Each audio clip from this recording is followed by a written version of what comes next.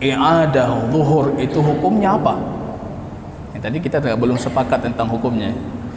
Kita cuma mengatakan itu tidak disyariatkan. Tidak disyariatkan, bahasa halusnya itu tidak diterima. Bahasa halusnya itu solatnya batil. Itu bahasa halusnya.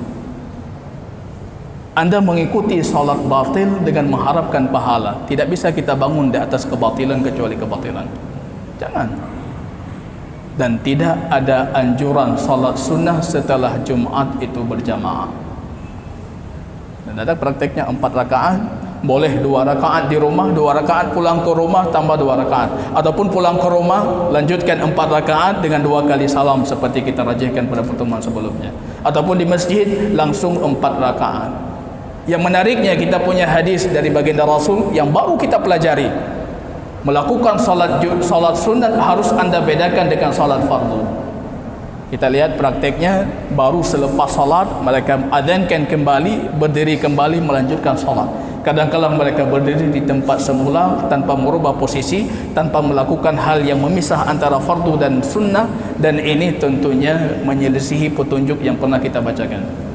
Jadi melakukan fardu zuhur 4 rakaat setelah fardu Jumat, itu jangan bicara tentang dalil syar'i, tentang logika akli pun mengatakan sesuatu yang sudah ada tidak bisa mungkin kita adakan lagi, Pak. Anda sudah sholat zuhur 4 rakaat, mau Anda ulangi zuhur 4 rakaat lagi, tidak mungkin dia jadi zuhur. Al-mawjud ijaduhu mustahil, itu logika akal. Yang ada kita adakan lagi mustahil, yang tidak ada kita adakan. Belum ada Jumat, kita sholat Jumat, ada Jumat, sudah ada fardul Jumat, artinya mustahil untuk melakukan fardu zuhur di hari Jumat. Makanya saya ini menguatkan apa yang kita sebutkan.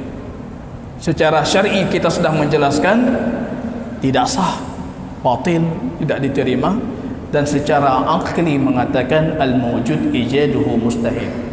Yang sudah ada kita adakan lagi mustahil. Maka saya sering mengingatkan jamaah yang belum haji, ketika jadikan haji pertama itu hajjatul Islam.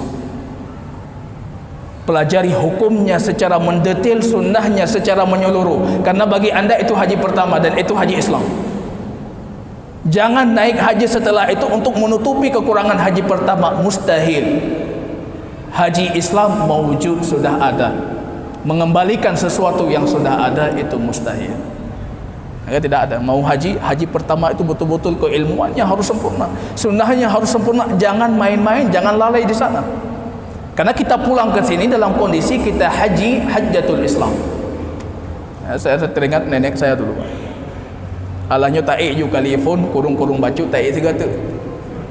Kurung-kurung baju ta'i tiga tu. Saya mengatakan tidak bisa.